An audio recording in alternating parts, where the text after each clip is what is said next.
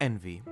I think everybody has felt envious of somebody sometime before in their life. Maybe you're envious of how good somebody is at something. Maybe you're envious of how much money they have. Maybe you want the things they have, or maybe the partner they have. And maybe it's to the point where you want to live the life that they live. Maybe you're simply envious of their entire life, their entire existence. Maybe you want their life to be your life. And this brings me to the subject of this video, the body swap. In 1976, a movie by the name of Freaky Friday came out. No, I'm not making the fucking joke, go outside. But yes, you heard me right. 1976, not 2003. That was actually a remake, which most people don't know.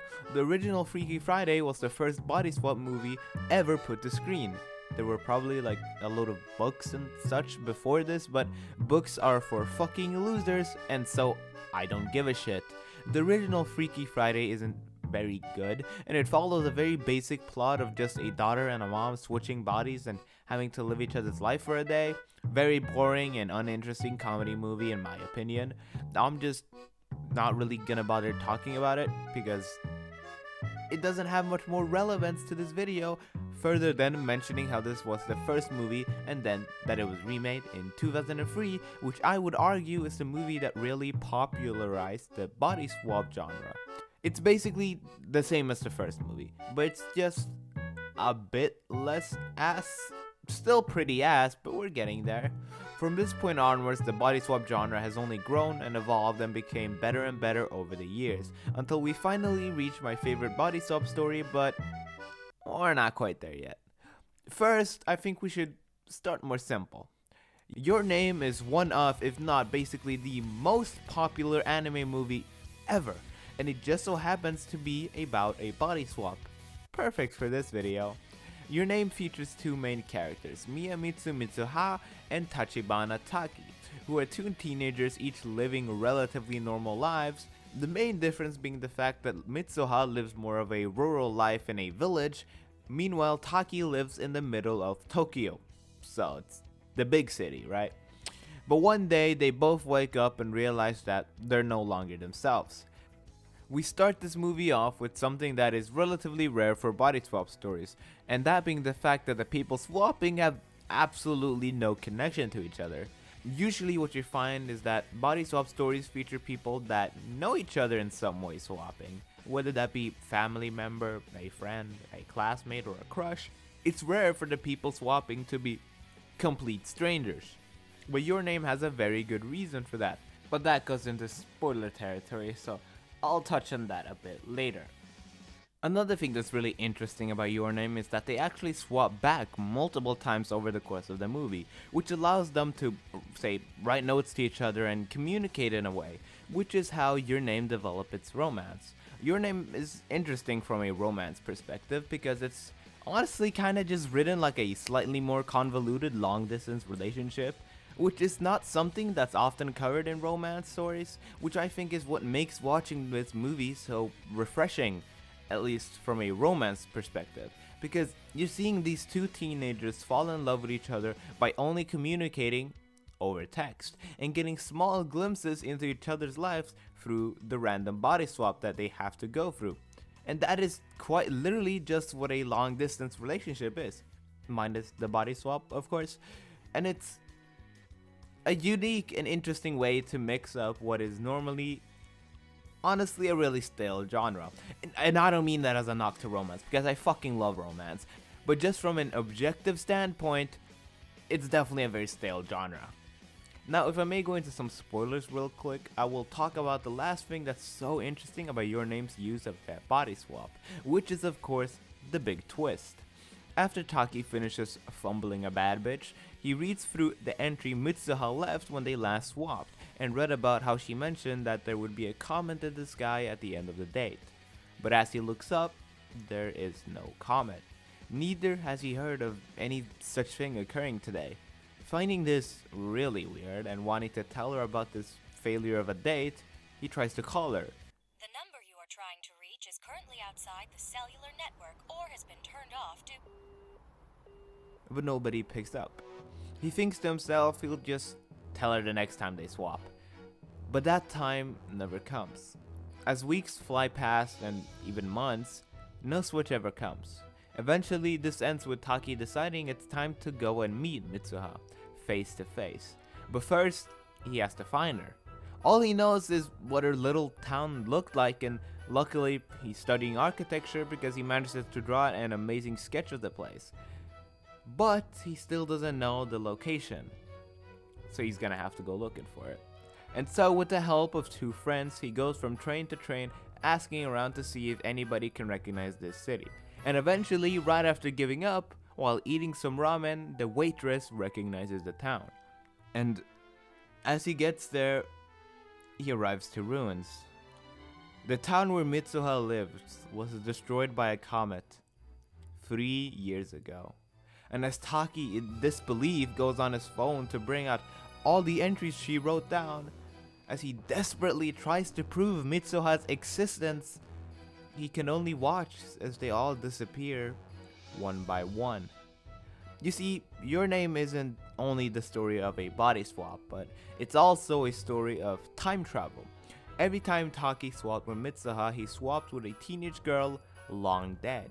His little romance with her never truly meant to be. The idea of a body swap used to swap with a person of the past is so interesting, and it being used here as a twist to reveal Taki has been talking to the dead this whole time is still a genius twist in my mind to this day, and also one of the main reasons Your Name has stuck with me so much through the years.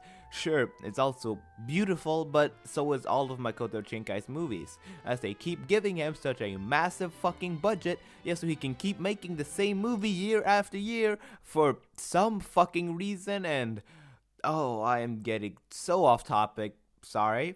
As I was saying, none of his movies really hit like Your Name does to me, and I think most of that impact comes down to how the idea of a body swap is used as the main draw, just for him to then use that theme to create a disturbing twist to the genre. Your Name is and will probably continue to be the biggest and most impactful body swap story, as there's just this beauty and general appeal to it that's really hard to beat. But in terms of writing, there's definitely better anime out there. Not only that, but also even better body swap shows, considering that's what the video is about at the end of the day. And this all brings me to Kokoro Connect. Kokoro Connect is the story of a group of 5 high schoolers that create a club for the pure reason that none of them want to join any of the other clubs. But one day, randomly, 2 of the members come into the club room claiming that earlier this morning, they switched bodies. The rest of the group simply brush this silly little claim off and try to go on with their lives. Until it happens again. 2 other members of the group.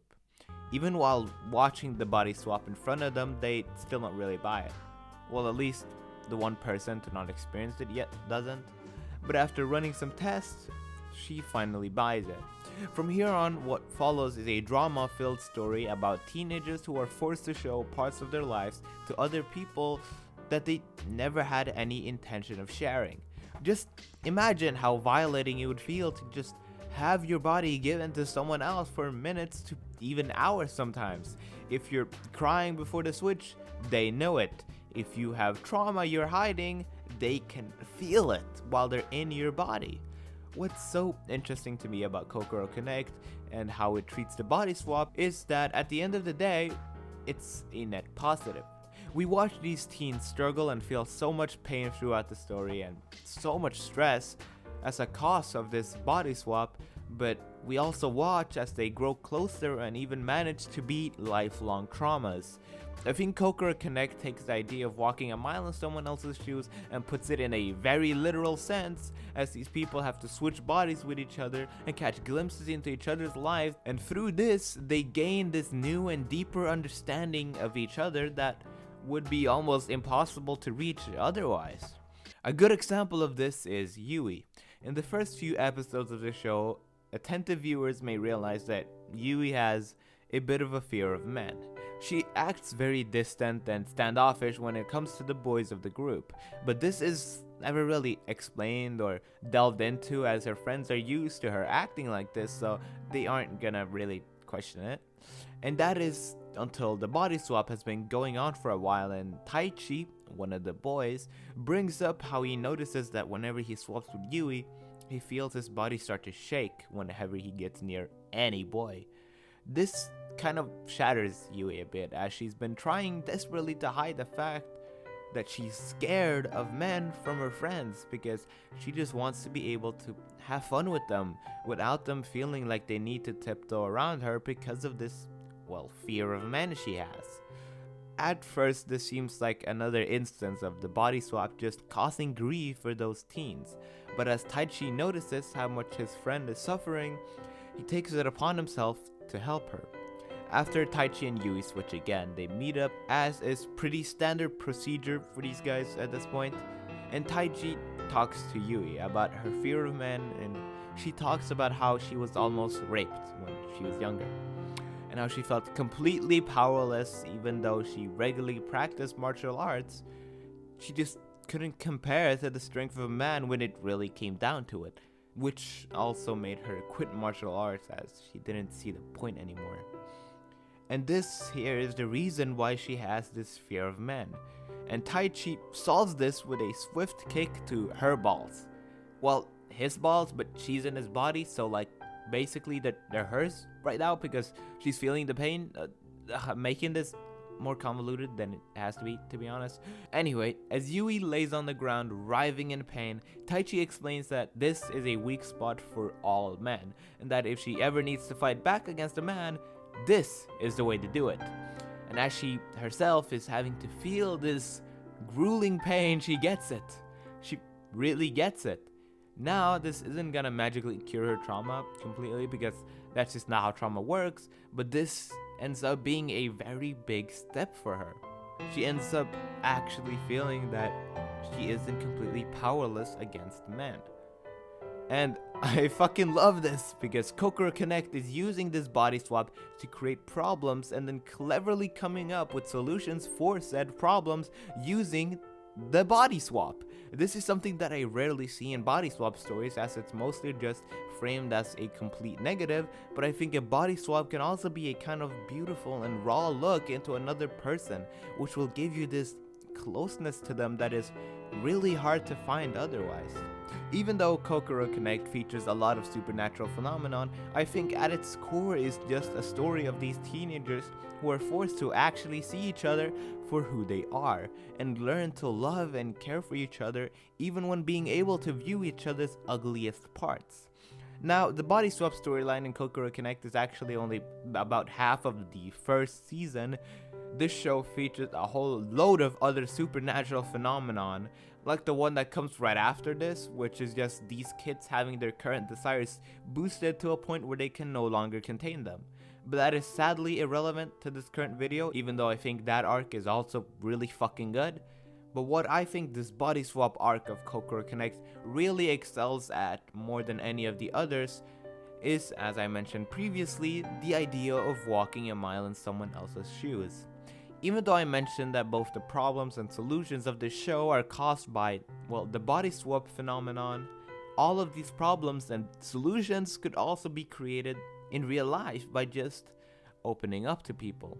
The body swap simply being a way to force these characters to open up where they normally wouldn't. So even if you strip this show off the body swap completely, what remains is still a beautiful show about understanding your friends and how this deeper understanding of them can allow you to help them with whatever problem they're struggling with.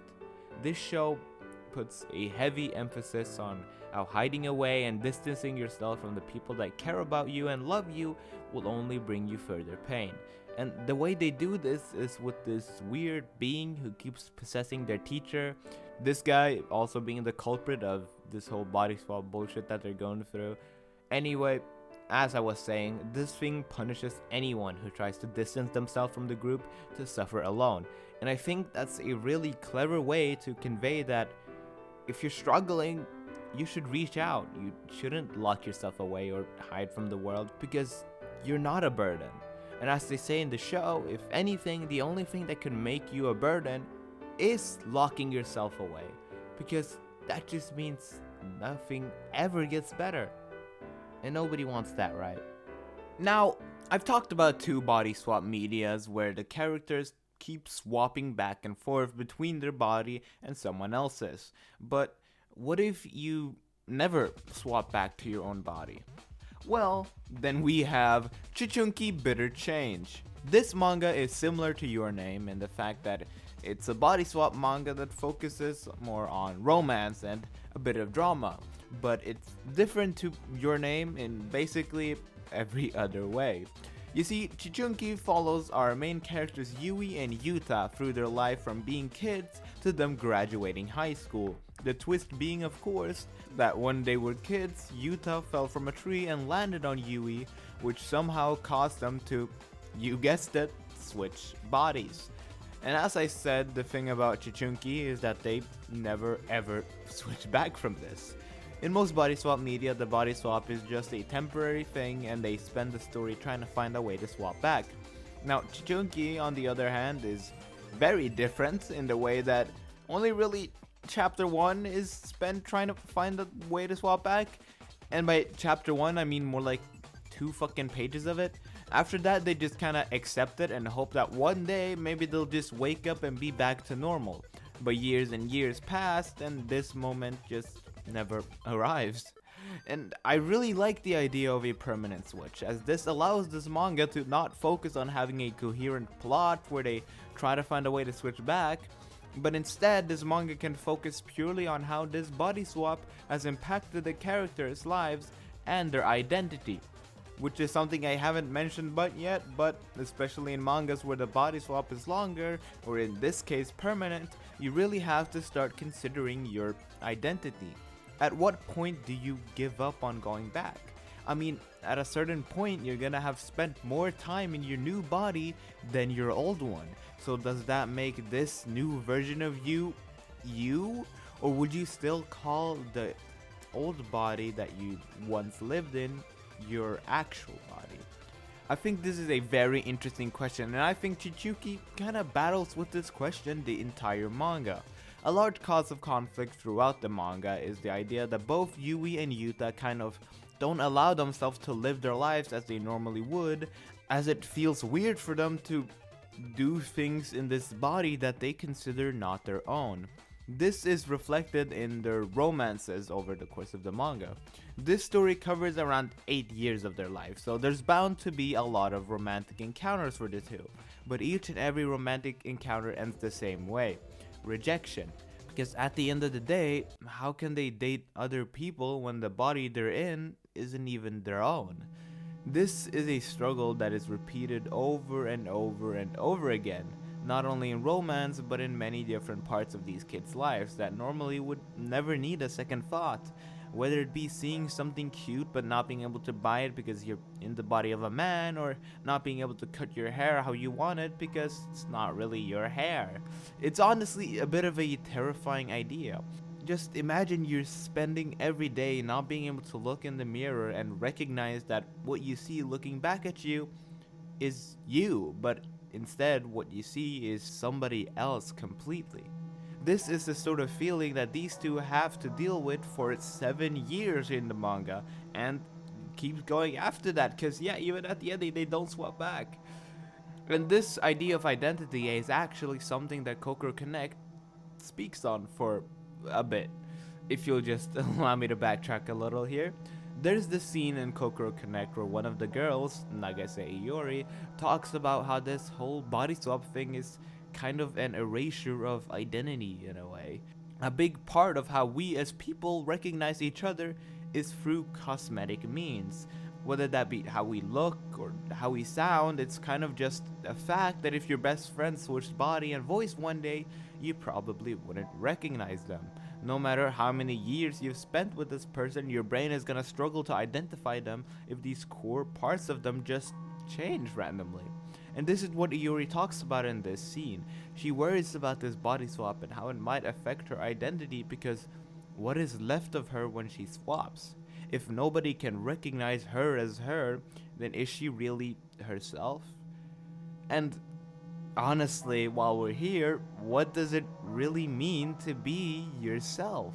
Are you only you because the people around you recognize you as you? If one day you wake up and everyone around you starts treating you like you're someone else, is that now who you become? Or are you just forced to now become someone else simply because other people have decided that you now are someone else? Will the person you once was simply disappear when people stop treating you like you? Well, all of these are really good questions, and in typical Love Their fashion, I happen to have a story to answer them. And this right here finally brings me to Inside Mari, the manga that honestly inspired this whole video. As you may or may not have remembered at the start of the video, I spoke about envy and about wanting to be someone else. But as you may realize now, all of the stories I've talked about have used this body swap as mostly a disturbance of these people's lives. It's an obstacle that they need to overcome and not something good or something that they actually wished for. There hasn't really been a hint of the envy I spoke of at the start of the video. But it's finally time for that. Inside Mari is the story of a hikikomori by the name of Komori Isao. And if you still don't know what a hikikomori is at this point, I welcome you to the Love Their channel because you must be new here. A hikikomori is basically a person who doesn't really go outside or interact with society in any meaningful way, and this is a perfect description of Komori Isao. He spends every day simply playing video games and jerking off, when he should be spending his days in college or looking for a job. But this guy is a total failure in honestly every way. He gets sent money from his parents who think he's doing his best in school, and all he does is spend the money on porn and video games. He hates himself. He hates his life. He feels ashamed of how he lives, and he feels ashamed of who he is. He wants to change so fucking badly, but he just can't do it. But one day, he sees this girl when he's out shopping. To him, this girl is his savior. She will fix him. She is the light in his life. She will make everything okay. And this right here, thinking that some girl is gonna save you, is an idea that I tackled in my video, She Will Not Fix You. Go watch that one. From that day on, he sees her every day in the store. And he even starts following her after she leaves it. Not because he cares about where she lives or is trying to get info on her. He just wants to stare at her for longer, because it just makes him feel alright for a bit. And this all lasts until one day when she stares back. Eventually he wakes up, but he quickly finds out he's no longer himself. He has a body different from his own, and as he looks in the mirror, he finds out he has the body of the girl he's been following. Inside Mari is the story of this hikikomori as he gets to live his life now as a high school girl. But not just any high school girl, but instead this high school girl he has been keeping on this pedestal as his savior. This is seen in the beginning chapters of the manga as he tries his best to avoid doing things he considers might soil her. So he struggles to change her clothes, he struggles to go to the bathroom, and it reaches the point where he passes out trying to change in the girl's locker room because he accidentally looks at things he maybe shouldn't be looking at. But as the manga goes on, he realizes that Mari, which is the girl he transformed into by the way, just realized I never mentioned that anyway. But as I was saying before, he's forced to realize that Mari isn't anything like what he expected her to be. She has this massive porn collection. She doesn't have a good relationship with her parents or her brother. She has all these fake friends because she seems to care more about her image than actual meaningful connections. There's all these imperfections about Mari that Komori struggles to accept in a way, because they all come together to ruin this image he had of the perfect girl that would come to save him. But the truth is that that person was just never real. And as he spends more and more time in Mari's body, he starts to feel like the person he was before wasn't really him either. It's a really interesting arc which no other body swap that I've seen have really covered like this. Komori goes from feeling like he's stuck in the wrong body to then accepting this body as his new one and attempting to accept himself as the new Mari, but this also doesn't feel quite right. And as he realizes that the person he is now is no longer Komori Isao, but also no longer Mari, but instead somebody completely different, he is now somebody who has lived the life of Isao Komori, but is now currently living the life inside the body of Mari. He who has now experienced these two completely different lives has now become an entirely different person. We as people, we change all the time, and at a certain point it's not uncommon to go through such a big and drastic change in your life that you no longer recognize who you once were. It's honestly really common to come out of a big change in your life saying things like, I feel like a brand new man, or I'm not the same person I once was. So just imagine how it must feel to go through this kind of a change. Your entire life as you know it is completely gone, and in its place is instead the life of somebody completely different to you, with a body, voice, and past that are also completely different from yours. The reason I brought up the Kokoro Connect scene earlier is because I think it fits the core ideas of this manga perfectly. But to get into that, I'll need to bring up some spoilers, so if you want to avoid those, you can skip forward a bit to my conclusion. It's right there, it says conclusion. You can skip there, bye bye. Now to get into it, over the course of the manga we find out more and more things about Mari, and slowly her past is unraveled bit by bit.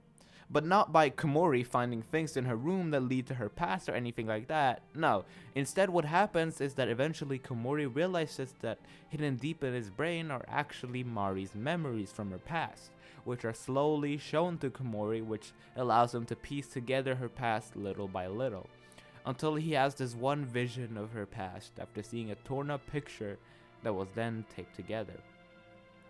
Mari looks out towards the city. She's really high up, but she likes it. She hears the familiar voice calling for her. Fumiko! But wait, wasn't her name Mari? Komori wakes up from this dream, tears running down his face as if by instinct. Who exactly is Fumiko? This is the start of the final arc of Inside Mari, where Komori discovers Mari's past and how she was originally actually called Fumiko. And this all culminates in what I think is one of the most clever twists I've seen, which makes perfect use of the body swap. And that is the twist that this whole manga, there actually was no body swap. Monster by Naoki Urasawa is my all-time favorite manga, right behind Oyasumi Punpun. And this manga has a running theme of identity, and specifically the importance of your name. You see, the villain of Monster, Johann, was never given a name. The name that he goes by, Johann Liebert, simply being one that he took from this one book called A Monster with No Name. This is a book that has an incredibly strong correlation with Johann as a character and how he sees himself. As Johann was never given a name, he was never truly given an identity, and therefore he does not exist. And Johann spends the entire manga trying to create a reality where there is no way to prove he ever existed. This is all I can really say about it without getting into spoilers, but I think Monster is such a good manga to point to when discussing the last arc of Inside Mari, because Mari is given a name, but then she has that name forcibly stripped from her. You see, when Mari was born, her mother wanted her to have the name Mari, and her father originally also agreed to this, but Mari's grandmother insisted that the name Fumiko is way better. and Mari's father, only wanting to make his mother happy, agreed to the name Fumiko, and so Mari was given the name Fumiko. But when Mari was 7, her grandmother passed away, and Mari's mom took this chance to change Mari's name to, well, Mari. This action shattered Mari's sense of self. The person you are has such a strong attachment to what your name is, which is why I brought up the example of Monster, because I think Monster illustrates this the best. If you're not given a name, if you're not given an identity, you simply don't exist. Mari has had her name, no, her entire identity stripped from her by force at such a young age, and ever since then she's never been able to properly identify who she really is. Which brings me to what I said before. There was never a body swap inside Mari. What we witnessed instead is just the tragic story of a girl with no identity. No, I think a better description would be a monster with no name. And this monster wanted a name. She wanted a name so badly, she just took someone else's name. Every day, Mari would watch Komori through his window, observing his behavior. She bought the same porn he bought.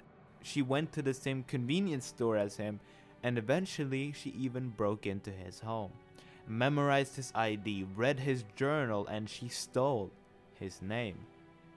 This is a twist that is beautifully foreshadowed by the fact that Komori, who is in Mari's body, went to go talk to the real Komori a multitude of times in the manga, and Komori was the same as he always were. Mari wasn't in his body, despite that being what you'd expect in this kind of story, and he even says it multiple times himself. This whole body swap thing is total bullshit. In reality, this story isn't a body swap story, but instead a story of a strange sort of identity theft. A girl who had her identity, her name, forcibly taken away, steals someone else's identity. Someone who has none of the problems she has. Someone who lives by himself, doing what he wants day in and day out. He doesn't have to pretend to like his friends. He doesn't have to go to school every day and deal with classmates or teachers. He doesn't have to go home and deal with parents that only ever argue with each other but never look at you. He doesn't have to make sure he looks pretty. He doesn't have to be scared walking around at night. He doesn't have to hide who he is. He can just be whoever he wants and do whatever he wants, and he gets to have a name. Why can't Fumiko just have her name back? Mari wanted to be Komori, and so she became him. And at the end of the day, isn't that what switching bodies actually is? There aren't a lot of body swap stories, and there's even less body swap stories actually worth talking about. But I think these 4 stories I've collected for you today deserve some love, and as per the title, I also think the theme of a body swap deserves more love in and of itself. I picked these stories with the aim of showing you how diverse these kinds of stories can be and how much potential there is in writing such interesting stories off the back of this very underutilized plot device. I would love to see a story that uses a body swap to further explore ideas of gender and dysphoria, for example. Or maybe a body swap focused on class difference would be interesting, or maybe a Romeo and Juliet story with a body swap. These are just random ideas I'm rambling off the top of my head, and it just goes to show that the body swap is truly filled with so much untapped potential. Now, I know there's probably some fucker who's thinking, well, why specifically a body swap? Aren't there a bunch of other underrated genres? And that's a good question, my little serial overthinker. The reason I picked specifically the body swap genre is because of the fact that I think there's nothing more human than shared experience. One of the main ways we as people connect with each other is through shared experience. If you talk to someone and you find out they've been through the same shit you've been through, you kind of automatically feel a stronger connection to that person. And is there any single way to be closer to someone than to literally experience their life? Is there any stronger compassion than the compassion you feel for someone that is experiencing the same pain that you are? Is there anything more human than the connections we create with other people? And to double up on that, is there anything more human than identity? Do you think animals sit and think about who they are? No, they fucking don't. Put these bitches in front of a fucking mirror and most animals won't ever even recognize that what they're looking at is themselves. Humans are almost entirely unique in this way that we have an idea of the self.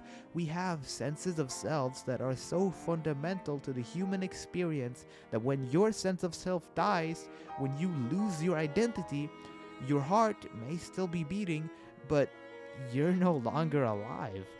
I think the idea of a body swap is the most primal form of human experience and human connection possible. There's no facade to keep up, nothing to hide. A body swap forces you to look at yourself, to look at the person you have swapped with absolutely no filters, just the absolute truth. That's why I think body swaps are so underrated. I think we really need to look at ourselves more. We need to look at each other more. And we need to be more open towards others and towards ourselves. And just to summarize all of this up, it's simply, we just need to stop hiding. Hello guys, it's me, Deru of The Love. Sorry if my audio's kind of weird. I got a new mic recently and I still haven't really figured out the settings.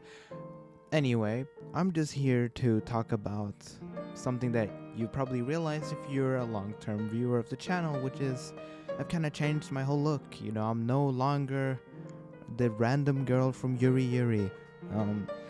I got my own character now, which is designed by my lovely girlfriend. Her Instagram is in the description. You should follow her. She's really cool.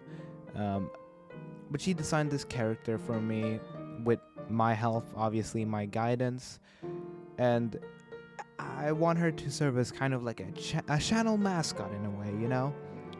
This cute little girl, she's inspired by Shinobu from the Monogatari series, and I adore her so much. I still haven't figured out a name for her, so if you could help me in the comments, that would be cool. Maybe I'll pick something from that if I can't think of something by myself. But that's all I really wanted to talk about. Thank you for watching this video until the end. If you want to follow my socials, they're in the description, as well as my Patreon, which you can use to give me money. And you should. I love money. Anyway, thank you guys. Bye bye. See you in the next video.